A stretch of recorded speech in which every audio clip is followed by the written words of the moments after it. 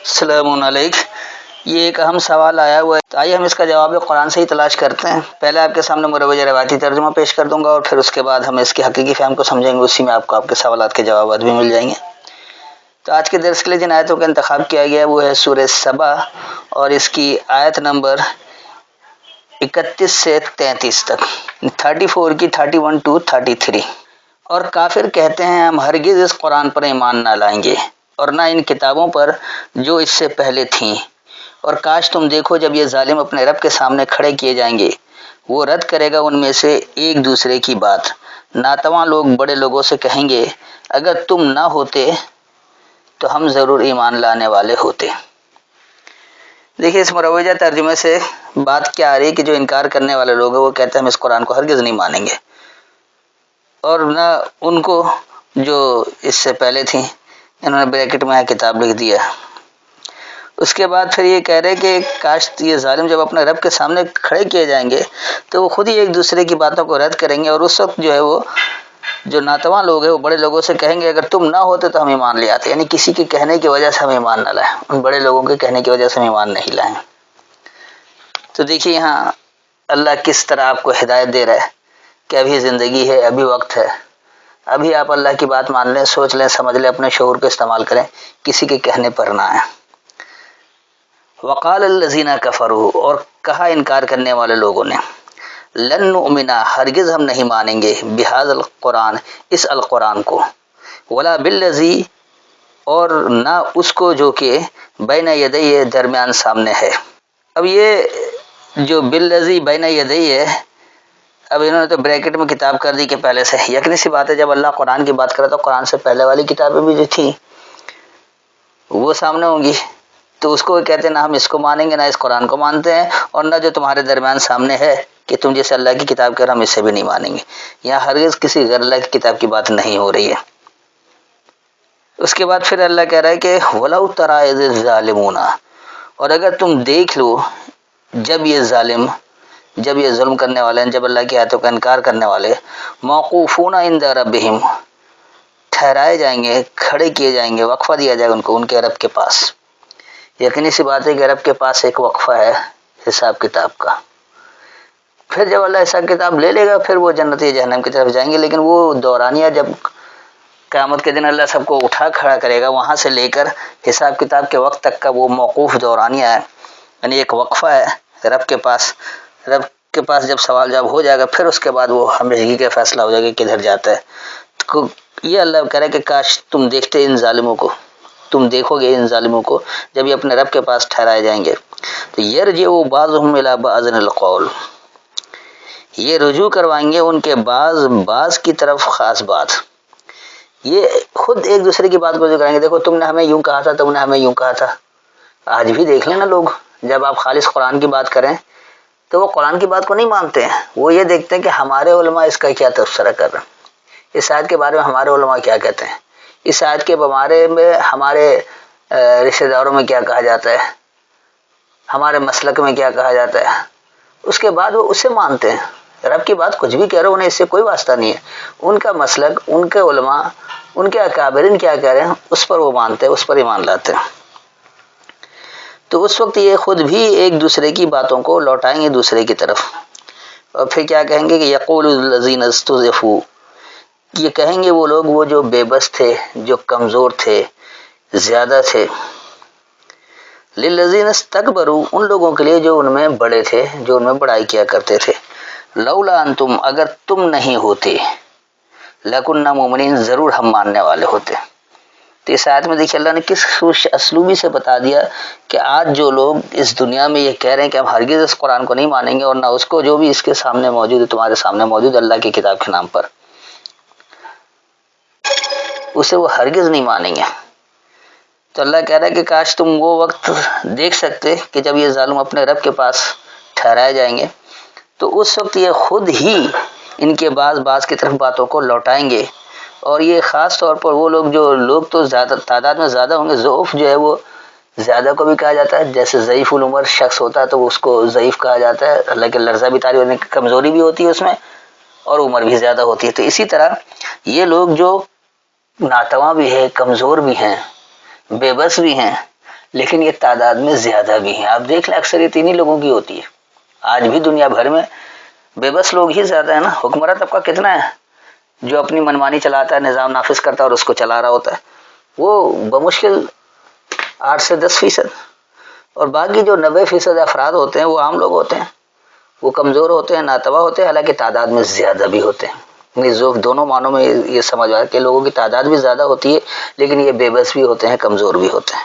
تو ایسے لوگ ان لوگوں کو کہیں گے جو اپنے آپ کو بڑا کہتے ہیں, جو رہنما کہلاتے ہیں, جو کہتے ہیں کہ ہم کچھ صلاحیت رکھتے ہیں, ہم کچھ بدل سکتے ہیں. تو وہ کیا کہیں, اگر تم نہ ہوتے تو ہم ضرور ماننے والے ہوتے, کیونکہ ہم اگر نہیں مان رہے تو تمہاری وجہ سے, کیونکہ تم نے ہمیں کہہ رکھا تھا کہ ایسا کرو گے تو یوں ہو جائے گا. اب آئیے اگلی آیت. اور بڑے لوگ ناتواں لوگوں سے کہیں گے کیا ہم نے تمہیں ہدایت سے روکا جبکہ وہ تمہارے پاس آئی؟ نہیں, بلکہ تم خود مجرم تھے. تو اب دیکھیے اس وقت ان بڑے لوگوں کا کیا جواب ہوگا, جن لوگوں کو سن کر آج یہ لوگ پیچھے رہ جاتے ہیں کہ یہ ہمارے رہنما ہیں, یہ ہمارے سربراہ, یہ جو کہہ رہے ہیں یہ ٹھیک ہے. اب دیکھ لیں سیاسی رہنما بھی لوگ اس کے پیچھے بھاگتے ہیں, مذہبی رہنماؤں کے پیچھے بھاگتے ہیں کہ یہ جو کہہ رہا ہے وہی کچھ ٹھیک ہے. ایسے ہی گھر کا جو بڑا ہوتا ہے اس کے پیچھے بھی لوگ چل رہے ہوتے ہیں. تو یہ سب کچھ جو آنکھ بند کر کے ان بڑوں کی بات مان رہے ہوتے ہیں, وہ کہتے ہیں اگر یہ بڑے نہ ہوتے تو ہم بھی ماننے والے ہوتے. تو اب ان بڑوں کا جواب کیا ہوگا یہ بھی سن لے کہ قال الذین استکبروا, تو کہیں گے وہ لوگ جنہوں نے بڑائی کیا, للذین استضعفوا, ان لوگوں کے لیے جو بے بس تھے, کمزور تھے, انحن, کیا ہم نے صددناکم, تمہیں زبردستی روکا تھا. صدد کہتے ہیں صد راہ کو, یعنی زبردستی روکنے والے کو. تو وہ یہ کہیں گے کہ کیا ہم نے تمہیں زبردستی روکا تھا, عن الہدی, خاص ہدایت کے بارے میں, بعد اذ جاءکم, اس کے بعد جب کہ تمہارے پاس آ گئی, تمہارے پاس ہدایت آ گئی تھی. تو کیا اس ہدایت آنے کے بعد ہم نے تمہیں زبردستی روکا تھا کہ تم اس ہدایت کو نہیں مانو؟ تم کہتے تھے کہ ہم اس ہدایت کو یوں نہیں مانیں گے جب تک ہمارے بڑے نہ کہہ دیں, جب تک ہمارے علماء نہ بتا دیں کہ یہ بات صحیح ہے یا غلط ہے. تو پھر وہ کہہ کیا رہے ہیں کہ یہ جب ہدایت آ گئی تمہارے پاس, تو اس خاص ہدایت آنے کے بعد کیا ہم نے تمہیں زبردستی روکا تھا کہ تم نہیں مانو؟ بل کنتم مجرمین, ہاں تم ہی مجرم تھے, تم لوگ خود جرم کرنے والے تھے, اللہ کی آیتوں کا انکار کرنے والے تھے. اگر تم مان لیتے تو ہو سکتا ہے ہم بھی مان لیتے تمہیں دیکھ کر. تو بہرحال یہ مجرم تم ہی لوگ ہوتے. اس آیت میں جو اللہ نے واضح طور پر بتا دیا کہ اس وقت جب یہ الزام لگا رہے ہوں گے ایک دوسرے پر, ان بڑوں پر یہ زیادہ لوگ کہیں گے کہ اگر تم نہ ہوتے تو ہم ضرور ماننے والے ہوتے. تو ان کا جواب یہ ہوگا کہ جب تمہارے پاس ہدایت آ گئی تھی تو کیا ہم نے تمہیں زبردستی روکا تھا کہ تم نہیں مانو؟ تم ہی مجرم تھے. اگر تم مجرم نہ ہوتے تم مان لیتے, ہم نے تمہیں زبردستی تو نہیں روکا تھا. اس کے بعد دیکھیے اگلی آیت.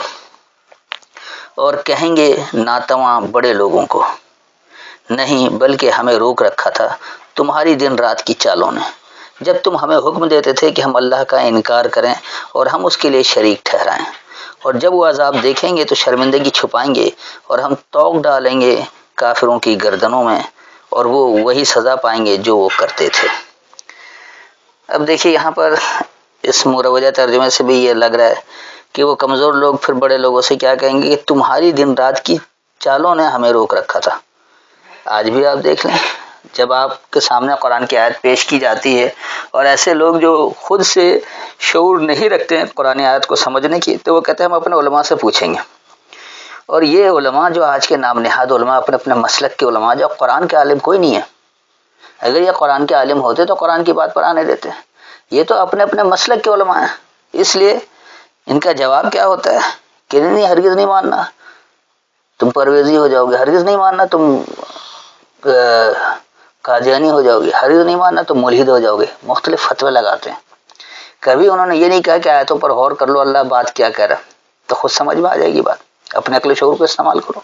ایسا نہیں کہتے ہیں, بلکہ وہ یہ کہتے ہیں کہ ہاں ہرگز نہیں سننا ورنہ تم بھی بھٹک جاؤ گے. ہم ان کے سامنے بات نہیں کر سکتے جو خالص قرآن کھول کر بیٹھ جاتے ہیں, لہذا تم بھی مت سنو ورنہ تم بھٹک جاؤ گے. یہ ان کی دن رات کی مکاریاں ہیں, چال ہیں. تو پھر وہ لوگ, وہ جو کمزور ہیں, ان بڑے لوگوں کے لیے کہیں گے کہ بل مکر اللیل والنہار, ہاں یہ تاریکی اور روشنی کی مکاریاں تھیں تمہاری.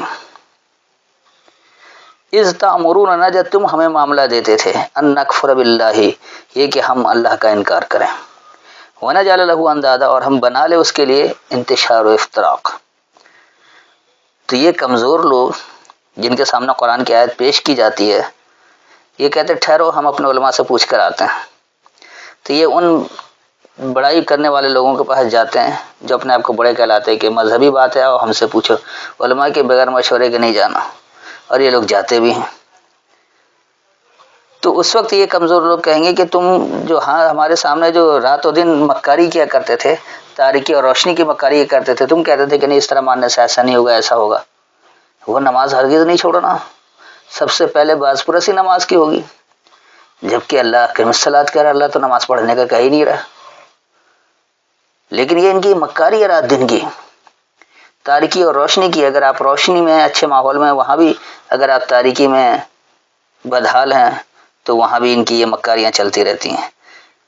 تو یہ خود وہ سب کہتے ہیں تم ہمیں معاملہ دیتے تھے کہ ہم اللہ کا انکار کریں، ہرگز خالص قرآن کو نہیں ماننا جب تک اس میں بخاری کا ٹکڑا نہ شامل ہو، ہرگز ایسا نہیں ماننا جب تک اصول کافی نہ اس کی تصدیق کر دے، ہرگز نہ ماننا جب تک ہمارے علماء اس کی بات نہ بتا دیں۔ حتیٰ کہ اہل حدیث علماء تو ببانگ دہل کہتے ہیں کہ قرآن کی 100 آیتیں ہمارے سامنے ہوں، بالکل واضح اور صاف ہوں، لیکن ہمارے مفسرین نے اگر اس کی تصدیق نہیں کی تو ہم یہ کہیں گے کہ ہمارے سمجھنے میں غلطی ہے، ہم غلط سمجھ رہے ہیں، قرآن غلط بتا رہا ہے، یا ہمارے سمجھنے کی چیز نہیں، ہم اسے مانیں گے جس کی تفسیر ہمارے اکابرین نے کی ہوگی۔ یہ رب کا انکار کر دیتے ہیں، اللہ کا انکار کر دیتے ہیں کہ ہم ہرگز نہیں مانیں گے، اور پھر کیا کرتے کہ وَنَجْعَلَ لَهُ اندادا، اور ہم بنا لیتے اس کے لیے انتشار و افتراق کا اندازہ کہتے ہیں، انتشار و افتراق کو، جس سے آپ فرق پیدا کر رہے ہیں، معاملے کی بگاڑ پیدا کر رہے ہیں، یعنی کہ ایک ابتری پھیلا رہے ہیں کہ ایسا کرو گے یوں ہو جائے گا، ایسا کرو گے یوں ہو جائے گا، ہرگز ایسا نہیں بات ماننا، منکر حدیث ہو جاؤ گے فوراً، پہلا فتویٰ منکر حدیث، حدیث اللہ کہتے ہیں کس کو ہے، قرآن سے اس کی تو تصدیق کر لیں، لیکن وہ نہیں کریں گے۔ اب بیچارے عام سادہ لوگ وہ آ جاتے ہیں کہ ہمارے بڑے کہہ رہے ہیں لہٰذا بات ٹھیک ہوگی، وہ اللہ میں تفریق ڈال دیتے ہیں، وہ ایک اللہ کے بجائے کئی اللہ مان لیتے ہیں کہ اللہ نے کہا تھا میں نے حکم اور تفصیل دونوں دے رکھا ہے، لیکن یہ کہتے ہیں اللہ نے حکم دے دیا تفصیل کے لیے بخاری اٹھاؤ۔ تو ایسا کیوں ہے؟ کس لیے؟ کیونکہ یہ لوگ اللہ کا انکار کرتے ہیں اور اس میں انتشار پیدا کرتے ہیں کہ کس طرح اللہ کی باتوں کو رد کیا جائے، یہ ہمارے پیچھے چلیں، ہمیں اپنا الہ مانیں، اللہ کو الہ نہ مانیں۔ پھر اس کے بعد کیا ہوگا کہ وَأَسَرُّوا النَّدَامَةَ لَمَّا رَأَوُا الْعَذَابَ، اور وہ چھپا رہے ہوں گے خاص ندامت جب وہ سزا دیکھیں گے، تو جب سزا ان کے سامنے ہوگی تو اپنی ندامتوں کو چھپائیں گے، اپنی شرمندگی کو وہ چھپائیں گے کہ یہ کیا ہو گیا، کیسے ہو گیا، کس طرح سے ہو گیا۔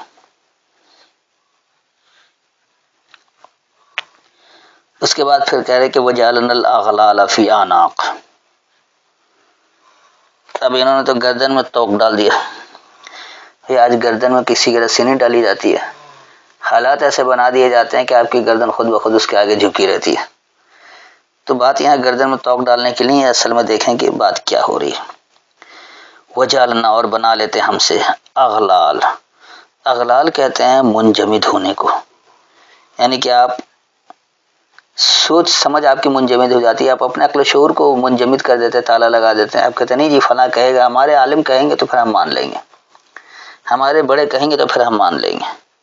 فی آناق، قسم آناق میں، آناق گردن کو نہیں کہتے بلکہ بڑھنے اور پھیلنے کو کہا جاتا ہے، گردن کو بھی اسی لیے کہا جاتا ہے، گردن بڑھتی ہے پھیلتے ہے تو انسان بڑا ہو رہا ہوتا ہے، اور گردن کے سارے سر اور جسم کا رابطہ بھی رہتا ہے، دونوں کو سنبھالتا ہے درمیان میں،